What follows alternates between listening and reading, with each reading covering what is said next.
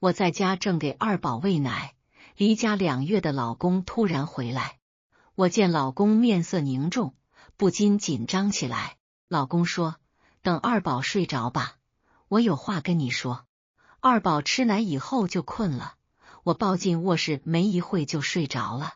出来后看到老公冷漠的眼神，我失落的坐在旁边沙发，低着头说：“你说吧。”老公说：“我们离婚吧，我前女友回来了，我心里只有她。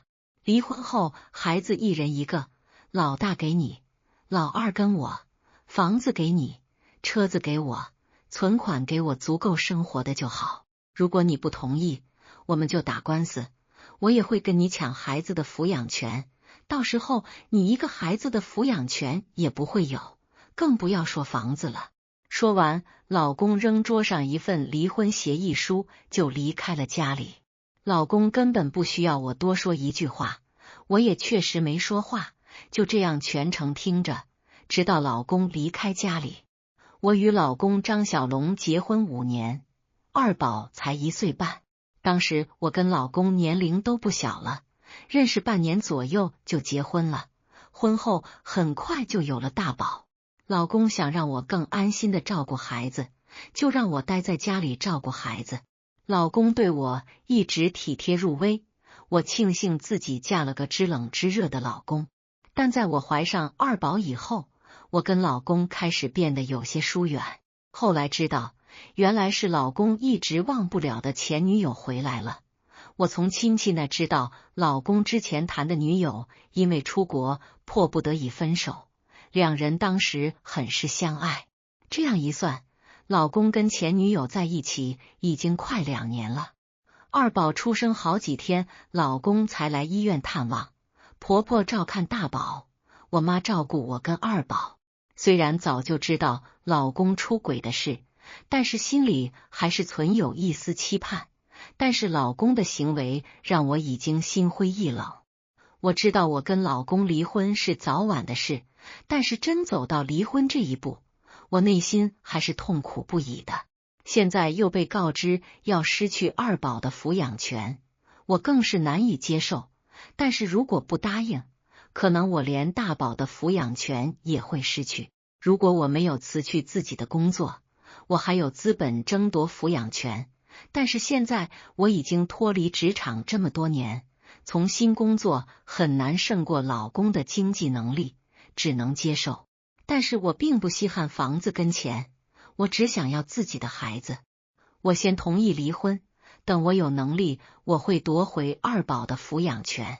隔天我安顿好孩子，拿着离婚协议书就去老公公司。这会正是午休，公司没人，老公中午一般会在公司午休。我没打招呼，直接去了老公办公室。我刚到老公办公室门口，要推门进去，他的电话声让我推门的手僵在半空。什么？竟要拿我的二宝送给老公的前任当女儿？原来张小龙的前女友黎明娜患有不孕症，她喜欢孩子，但是不能生。老公竟狠心的将我跟女儿分离，只为了原前女友喜欢孩子的愿望。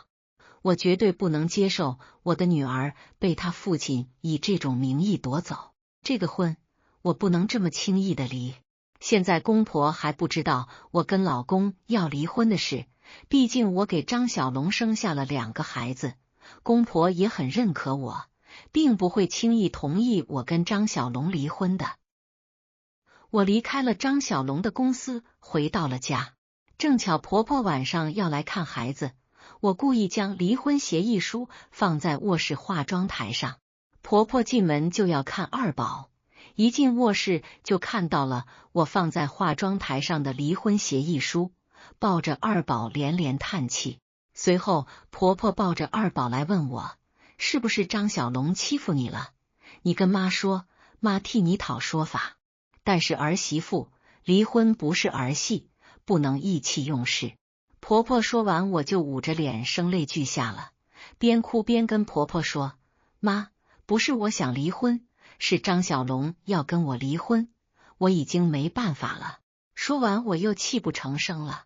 婆婆终究不是妈，终究还是向着他自己儿子的。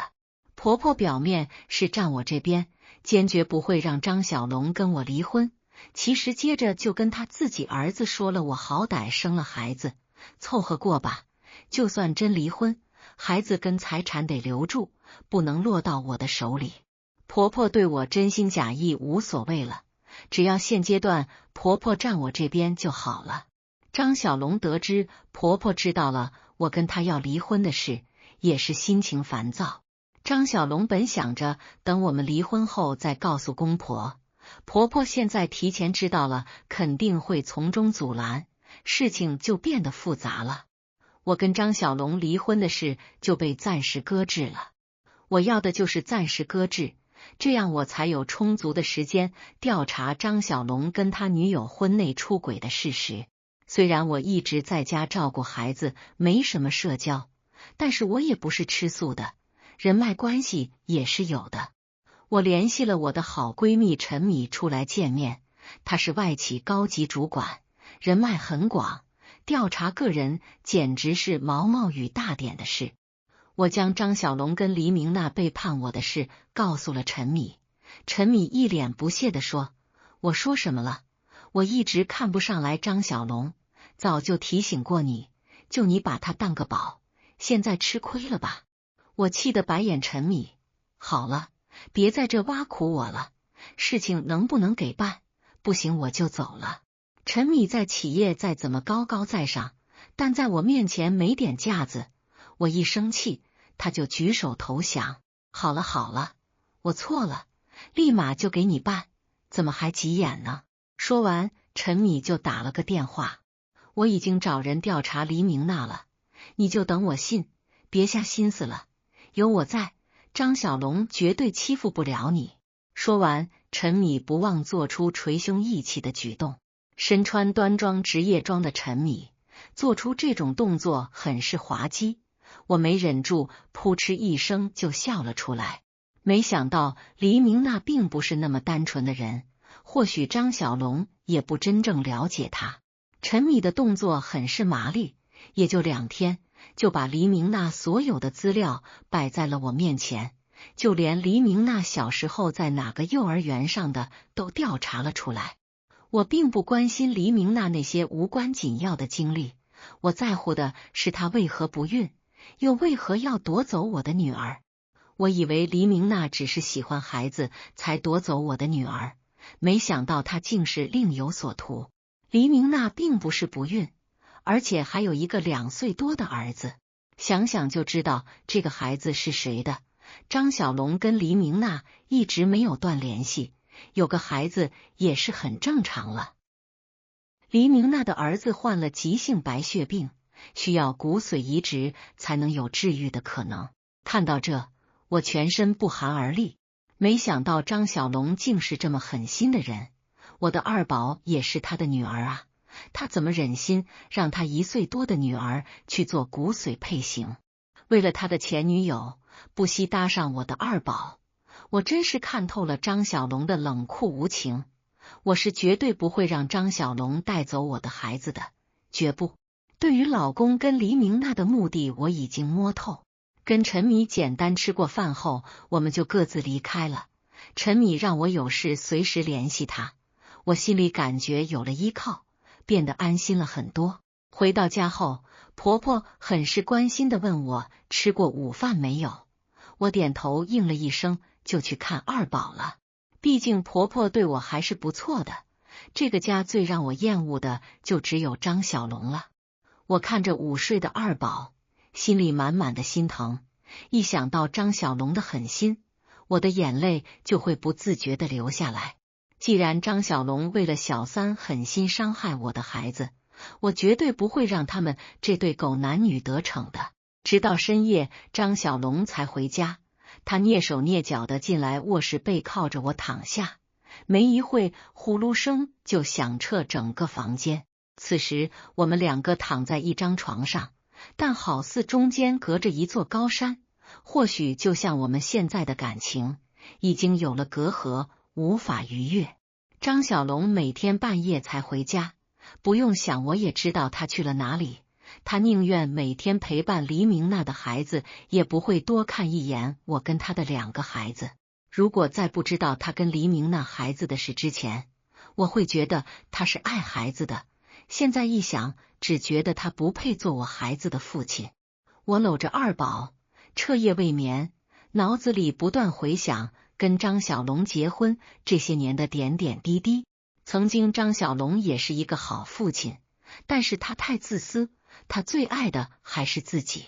隔天我还是像往常一样将大宝送去幼儿园，婆婆在家照看着二宝。去送大宝后，我跟陈米再次见面。陈米调查到，黎明娜为了方便照顾孩子，就在医院附近酒店租住了一间豪华套房，是张小龙出钱给租的。这张小龙平时对我跟孩子却抠门得很，每月才给1000块钱，还让我省着花，但是给小三却租着每天几百的豪华套房，想想自己还真是可笑啊。对于婚内出轨搜集证据我不懂，陈米却很在行。他跟我说，就算再愤怒，也要头脑清醒，懂法才能帮助自己。陈米将自己的一些方法告知了我，我先是一愣，随即惊讶地说，还可以这样做。陈米看我大惊小怪的样子，说，哎，法盲真可怕，要是没有我，你这会估计就被张小龙耍得团团转了。没有陈米的帮助，我可能真就傻乎乎的入了张小龙跟黎明娜的套了。此时我也知道自己该怎么做了。张小龙应该没想到我会学聪明了。黎明娜的儿子是重病，基本会有专门的护士24小时照看，他只需要在正常时间来陪伴孩子就好。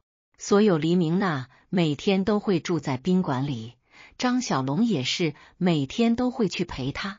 俩人孤男寡女会做什么？这天我跟婆婆说回娘家一趟，婆婆没说什么，就让我回去了。我将二宝让我妈看着，借口有事就出门了。陈米开车拉着我在酒店门口等着。到了晚上9点多，张小龙跟黎明娜牵手回到酒店。我看着俩人牵手的模样，心里还是觉得不舒服。陈米见我突然攥紧的手，说，好了，渣男就是渣男，不要再胡思乱想了。我眼眶红着微微点头。我听着手机传来张小龙跟黎明娜的对话，张小龙对待黎明娜的温柔是我从未感受过的。是时候了，我实名举报张小龙在酒店嫖娼，酒店跟门牌号一并告知了警察。没一会，警察就赶到了酒店。警察强制敲开房门的时候，张小龙跟黎明娜吓得从床上跳起，四处摸衣服往身上套。随即警察把张小龙跟黎明娜的这幕都拍了下来。他怎么也没想到，自己怎么就被当成嫖娼给抓起来了。就这样，张小龙跟黎明娜被带进了派出所。警察给我打电话让我去派出所，没一会我就到了派出所。张小龙看到我到来，好似救命稻草，让我赶紧证明他没有嫖娼。我一脸冷漠地看着衣衫不整的俩人，跟警察说了我跟张小龙是夫妻。警察也是被我的回答说懵了。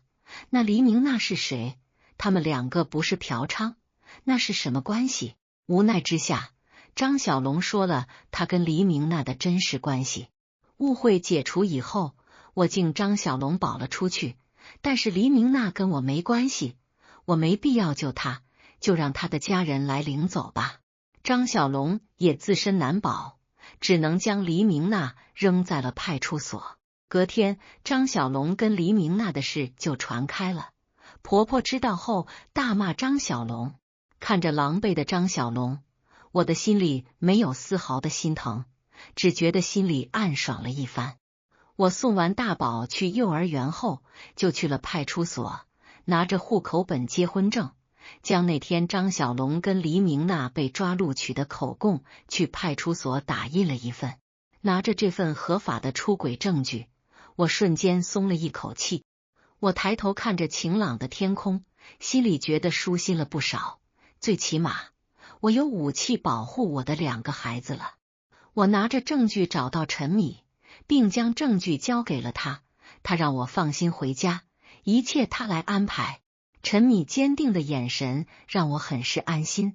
回到家后，张小龙用异样的眼神看着我，说：“那天的事是不是你搞的鬼？”我懒得理他，径直进了卧室。张小龙立马跟着我进了卧室，抓起我的手就大声质问：“你个贱人，到底是不是？你为什么这么做？你知不知道你的行为让安娜的名誉受到了很大的影响？”我一脸震惊的看向张小龙，到这个关头了，你竟然还替那个小三担心？你这么喜欢他，就赶紧跟他结婚，你们俩过去吧。说完，我就将离婚协议书扔在了张小龙的脸上。张小龙愤怒的将我推到一边，看着离婚协议书，看都不看的答应了离婚。婆婆看了离婚协议书，愤怒的大骂我：“你个贱女人，原来早有预谋！”我不同意，我懒得搭理他们这对胡搅蛮缠的母女，收拾好行李，带着二宝就要回娘家。张小龙一听我要走，当时就急眼了，跑过来质问我要将孩子带哪里去了。我早知道张小龙不会轻易让我将孩子带走的，但是我也怕伤害到孩子，提前将大宝放到了我妈妈家里，特意嘱咐好。二宝毕竟还在哺乳期，我不能留下二宝，很是冷静的警告了张小龙。张小龙无奈只好让我走了。隔天我就起诉离婚了。开庭以后，张小龙没想到我将他跟黎明娜在派出所的口供交给了法官，当即法官就判张小龙婚内出轨是过错方，离婚就要看女方如何决定孩子跟谁，同时财产夫妻双方一人一半。我并不在乎财产分配，我只在乎我的2个孩子。当听到孩子抚养权归我以后，我激动的流下泪水。张小龙整个过程没有说过一句话，好像已经提前预料了一切似的。婆婆则愤怒的不断骂我是个白眼狼。离婚以后，我带着2个孩子暂时住在了我爸妈家里，等待张小龙处理离婚后的财产分配问题。陈米怕我独自带着孩子不放心，下班以后他都会来我爸妈家陪我。我安心的看着玩耍的大宝二宝，心里很安慰，最起码我的孩子没事。陈米看着我欲言又止的模样，我疑惑的问陈米是不是有什么事跟我说。陈米愤怒的说，孩子可能会被张小龙抢走。我一脸震惊的说，为什么？我们不是答应了官司？陈米将张小龙最近做的事情告诉了我，我当即吓得瘫倒在地。该来的还是来了，张小龙跟法官再次起诉我才是婚姻里的过错方，并向法官提交了我婚内出轨的证据。我一头雾水，我何时出轨了？没过几天，我跟张小龙再次对簿公堂。跟张小龙出现在法庭的除了律师，还有一个人，是我的前男友刘礼。看到刘礼的出现，我当即不寒而栗。我没想到张小龙为了夺走二宝，竟然背弃我们的约定，找到了刘礼。我跟张小龙结婚的时候，不知道自己已经怀孕，怀的是我前男友刘礼的孩子。当张小龙知道后，并没有选择抛弃我，而是接受了这个孩子，还说会当自己的孩子看待。听到张小龙这么说，我内心很是感动，一直觉得张小龙是爱我才接受了这个孩子。大宝出生后，他也当真的疼爱，并一直帮我瞒着婆婆。没过几年，我跟张小龙迎来了二宝。我以为二宝的到来会让我们的婚姻更加坚固，但是一切还是我痴心妄想了。我怎么也没想到，二宝竟成了张小龙用来救他跟小三孩子的工具。现在张小龙为了夺走孩子，不惜将大宝的身世公之于众，或许这会将他们父女的感情彻底毁掉。我不知道张小龙给了刘丽什么好处，一口咬定是我婚内出轨怀了大宝，我竟无力反驳。所有的事情来得猝不及防，我跟陈米毫无招架之力。无奈法官又夺回了我的抚养权，我失去了二宝。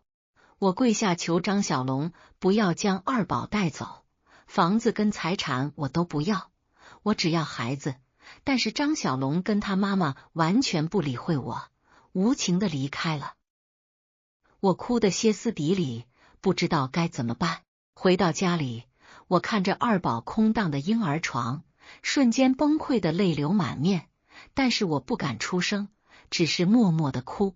我怕爸妈担心，我无法接受失去二宝抚养权的事实。我不断恳求，才获得了每周末探视照顾二宝的权利。事情已经如此，我只希望张小龙能照顾好二宝，其他的别无所求。很快，陈米打听到张小龙已经决定让二宝骨髓配型救黎明娜的儿子了。就这周末，听到这个消息，我哭得不行。一想到二宝这么小就要遭受这种罪，恨不得将张小龙跟黎明娜碎尸万段。到了这天，我跑到医院去阻止，但却被张小龙跟黎明娜安排的人赶了出去。为了不让我阻止二宝配型，不惜报警将我驱赶。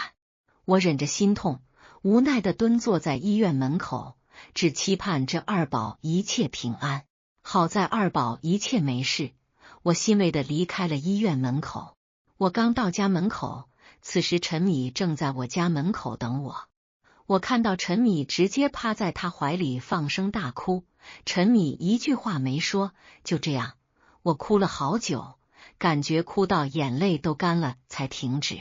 陈米看我情绪缓解了些，说：“哭出来就好了，好在我们的二宝一切都好。”我心疼的点了点头。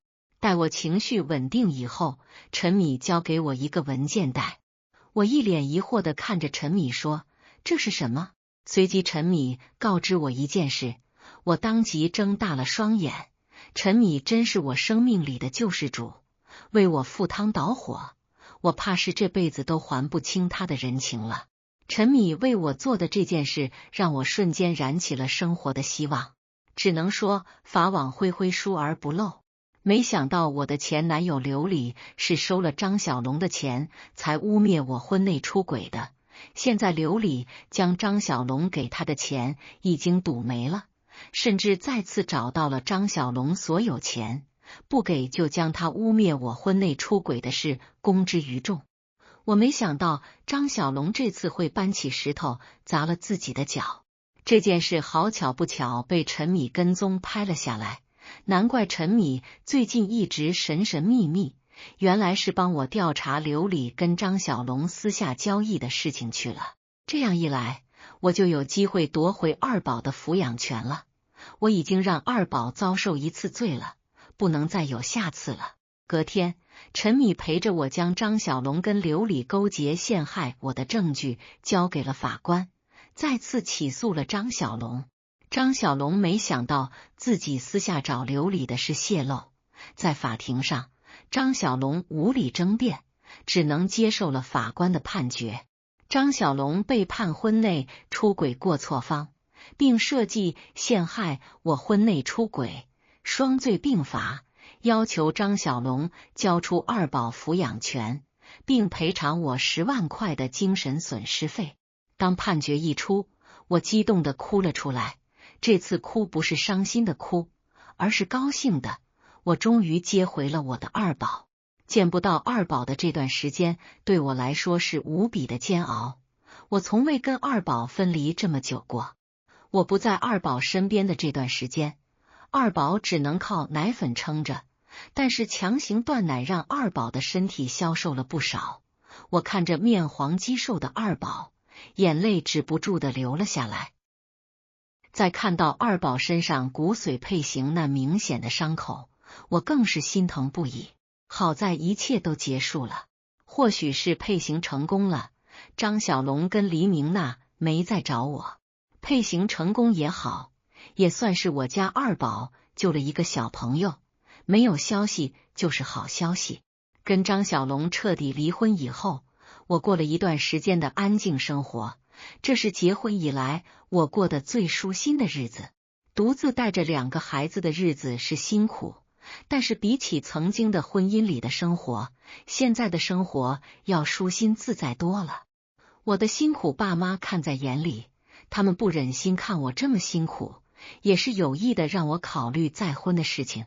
但是我的心思只想努力赚钱，照顾好我的2个孩子。第一段婚姻的失败多少带给我了一些阴影，没有让我跟孩子完全认同的人出现时，我是不会轻易再次踏入婚姻的。本以为我的生活会平静再继续下去，没想到不速之客再次找上门。张小龙跟黎明娜拿着一堆的礼物跟玩具来到我家，他俩的行为让我有些捉摸不透。难道张小龙良心发现来看望2个孩子吗？但是就算张小龙来看望孩子，黎明娜这么殷勤的模样又是怎么回事？一切的疑惑让我很是费解。我怕张小龙跟黎明娜是不怀好意，赶紧发信息将陈米叫来我家。陈米来到我家，也是被这幕惊到，直接控制不住的脱口而出：不是过节过年的，黄鼠狼给鸡拜年，没安好心。随即陈米捂住嘴，尴尬的笑着。对于陈米的行为，我是再认同不过了。没等张小龙跟黎明娜开口说话，我直接问他俩：你们这是什么意思？张小龙被我一问，也就不再遮掩了，一脸无奈的说：不到万不得已，我不会来找你，但是我还是想请求你，能不能救救我的儿子？我被张小龙的话直接惊到，疑惑的说：为什么求我救你儿子？你们不是已经利用我二宝骨髓配型成功了吗？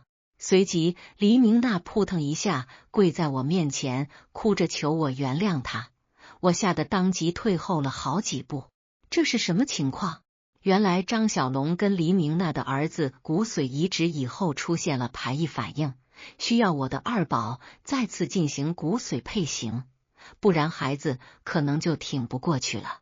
听到这个消息，我并没有觉得张小龙跟黎明娜的报应，我心里反而很是心疼这个孩子。他也不过是个几岁的孩子，竟要承受这么严重的病痛。但是我的二宝又为什么再次承受这种痛苦？我的二宝做错了什么？对于张小龙跟黎明娜的不请自来，我愤怒的直接将他们2个人赶了出去。我无法接受这个事情。被我赶走以后，张小龙无奈的拉着黎明娜要离开，但是黎明娜坐不住了，竟将拿的那些礼品砸到我家门上，开始破口大骂：你个恶毒的女人，活该被抛弃，你这辈子就是被抛弃的命，你的孩子也不会有什么好报应。此时黎明娜就好似一个泼妇骂街，我懒得去听。陈米怕我难受，也是不断的劝我。或许看多了张小龙跟黎明娜的丑恶嘴脸，我竟不觉得有多生气，反而内心是平静的。但是我的内心还是犹豫了，毕竟我也不是见死不救的人，毕竟那个孩子是无辜的。黎明娜的儿子跟我家大宝差不多的年龄，本应该是活泼的在阳光下奔跑的年龄，如今却只能每天躺在医院承受生病带来的痛苦。他又做错了什么？陈米见我沉思不说话的模样，疑惑地说：你不会是心软要救那对狗男女的孩子吧？我则一脸坦然地说：那毕竟是个孩子，孩子是无辜的。陈米当即生气到不行，一个劲跟我重复张小龙跟黎明娜曾经对我做的那个残忍的事。我听着陈米说着那一幕幕曾经让我痛苦的往事，心里没有了当初痛不欲生的感觉。或许我是真的放下了。心善被人欺，马善被人骑。陈米见我油盐不进的模样，也就不再劝我，但还是说让我考虑好。我知道陈米一切都是为了我好，但是我还是过不了自己良心这个坎。隔天我联系了张小龙，张小龙接到我的电话，很是激动，说话都是结结巴巴的。我将张小龙约了出来，跟他说了我的想法，我愿意救他跟黎明娜的孩子。张小龙听完我的话，当即看我的眼神就不一样了，满含泪水的看着我，嘴里不断的说着谢谢2个字。或许此时张小龙也不知道说什么话才能表达此时自己内心的想法。张小龙对我的态度是我认识他这么多年以来感觉最真诚的态度，或许这是我见的最真实的张小龙。虽然不是为了我答应救黎明那儿子的事被他知道后，态度接着就转变了，非要上门感谢，但是当即就被我拒绝了。我实在受不了黎明那的反差态度。就这样，我的二宝再次给黎明那的儿子进行了骨髓配型。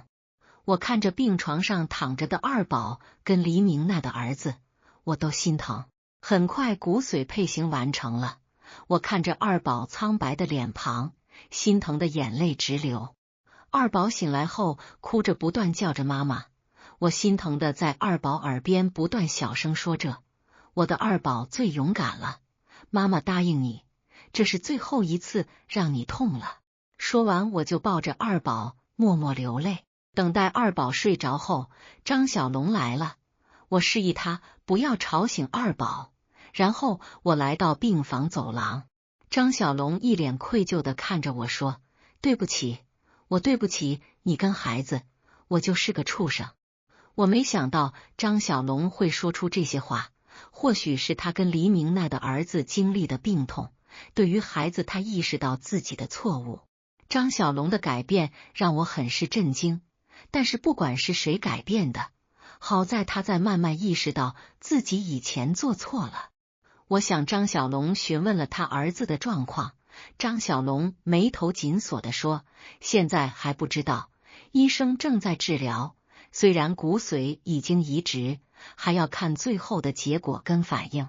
对于张小龙的担心，我表示很是同情，毕竟那是他跟他最爱的人的亲生儿子，他肯定会更加重视的吧。再看看我的二宝，我只能无奈的摇摇头，不过我会努力弥补二宝缺失的爱，让他在快乐中健康成长的。正当我跟张小龙谈话的时候，黎明娜突然来了，不怀好意的看着我说，你怎么这么死皮赖脸贴着张小龙不放手？张小龙已经跟你离婚了，你不要再痴心妄想了。没等黎明娜继续说，张小龙赶紧将他拉到一边，愤怒的让他赶紧闭嘴。黎明娜没想到一直对他言听计从温柔的张小龙竟这么恶劣的态度对他，他生气的跟张小龙大吵大闹，没一会竟引起了走廊上过路人的围观。最后还是护士赶来，将张小龙跟黎明娜训斥了一番，才让他俩安静了下来。但是就算被训斥了，黎明娜还在不依不饶的小声跟张小龙吵吵，张小龙也无奈的扶着额头不断唉声叹气。就这样，他俩互相推搡着离开了。我看着俩人离开的背影，不禁有些唏嘘。再好的感情也会被生活中的琐事给慢慢磨淡，最终都会变得平淡如水吧。没几天，我的二宝恢复的可以出院了。经过了这么多事，我发现我的二宝懂事的让我心疼。或许是自己知道我妈妈跟爸爸分开了，不会跟我说要爸爸，但也或许是张小龙不称职，没有在二宝心里留下好爸爸的印象。生活还在继续，再大的困难我都会挺过去的。我还有我的大宝二宝，他们会是我最坚强的后盾。这天，我跟陈米带着二宝回医院复查，刚检查完，来到医生办公室这边，就听到隔壁病房有人哭闹的声音，整个走廊围观了不少人。我也很是疑惑，但是并没有凑上前去看什么事。医生则被吵闹声乱的无奈的摇头叹息。我以为是我二宝身体出什么问题，焦急地问医生怎么了。医生则赶紧解释道：你女儿没事，只是你女儿骨髓配型的那个男孩手术失败了。我一脸震惊地问医生：怎么会这样？不是都好好的吗？为什么手术就失败了呢？反正是不适合的配型，不是同一个父亲的孩子，还是很难配型成功啊。医生说我只是叹气。听完医生的话，我直接惊呆。黎明娜的儿子不是张小龙的。此时正在吵闹的夫妻不是别人，正是张小龙跟黎明娜。原来黎明娜的儿子并不是张小龙的孩子，而是黎明娜在跟张小龙在一起的时候，背着张小龙跟前男友发生关系后怀的孩子。黎明娜自己也不知道自己怀的是她前男友的孩子，还一直以为是张小龙的孩子，就这样过了这么多年。要不是这次黎明娜的儿子生病，或许张小龙还一直被蒙在鼓里替别人养孩子。这还真像是一场闹剧。张小龙知道了黎明娜的儿子不是自己的孩子后，直接不再管黎明娜母子俩了。但是孩子的病还是要治，无奈之下就找到了孩子的亲生父亲。好在黎明娜的前男友不是没人性的人，愿意救自己的儿子。好在配型成功，孩子手术成功。但是黎明娜的前男友并不想负责任，他前男友还是个混子，无业游民，连自己都养不起，更别说养老婆跟孩子了，简直是痴心妄想。无奈之下，黎明娜就带着孩子回到老家，毕竟声名狼藉，他已经没脸在城里待了。自己为了孩子治病也变得身无分文，只能回老家投靠自己年迈的老母亲。但因黎明娜的坏名声也传遍了村里，自己母亲也无脸见人，只好将黎明娜赶到了远方亲戚家暂时住一段时间。张小龙则后悔的肠子都青了，他怎么也没想到自己真心爱了这么多年的人，竟残忍的背叛了他，还生下别人的孩子，谎称是他的孩子。所有的事好像一场梦，似真似假。张小龙跟他母亲哭着跑到我爸妈家求我原谅，让我为了给孩子一个完整的家跟张小龙复婚。我看着张小龙的母亲哭得鼻涕一把眼泪一把的模样，心里很是堵得上，好像什么事都得他们母子俩说了算。他们说离婚就离婚，说复婚就复婚，把我当猴耍呢。我当即果断拒绝，我是绝对不会跟张小龙复婚的。出轨只有0次跟无数次，我不会再让自己陷进万劫不复的境地了。那种痛苦的感觉让我生不如死，我这辈子都不想回忆那段最痛苦的日子。我以为我的拒绝会让张小龙母子俩全身而退，没想到竟适得其反。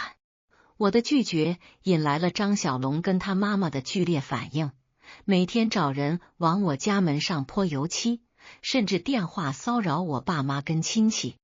我的亲戚竟劝说让我为了孩子跟张小龙复婚比较好，亲戚不过是旁观者的角度，他们完全不理解我所承受的痛苦。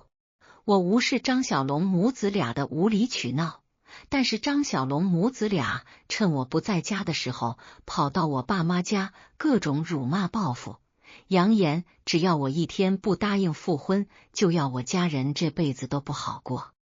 我的爸妈被张小龙母子俩折磨得不轻，既然他们如此的没人性，我也不是吃素的。我在我爸妈家门口装了针孔监控，将张小龙母子俩的丑恶行径全部拍了下来，随即报警，将视频交给了警察。张小龙跟他妈妈因涉嫌私闯民宅加寻衅滋事被抓了起来。张小龙母子俩很不配合警察的调查，张小龙妈妈还把警察给抓伤了。随即张小龙的妈妈就因为被警察人身进行攻击，被警察控制了起来。我看着被警察带走的张小龙母子俩，没有一丝同情，只觉得罪有应得。他们总是一再挑战我的底线，总觉得我遇事会妥协，可是我不再是以前那个软弱的自己了。张小龙失去了原本属于他的幸福生活，现在的他没有了孩子，没有了幸福家庭，一切都是他自作自受的后果。这次我的生活彻底恢复了以往的平静，我不会再允许张小龙来打扰我的生活，欺负我的大宝二宝。上一段的婚姻生活对我的生活带来了沉痛打击，但也是对我的一个教训。我明白了自己对婚姻的认知，更清醒地知道自己想要的什么。我不会再自欺欺人的去乞讨不属于我的东西。不管未来如何，我还是会对未来抱有美好期望，并积极健康地生活下去。希望每一个在婚姻里迷茫的人们都能够收获幸福与快乐。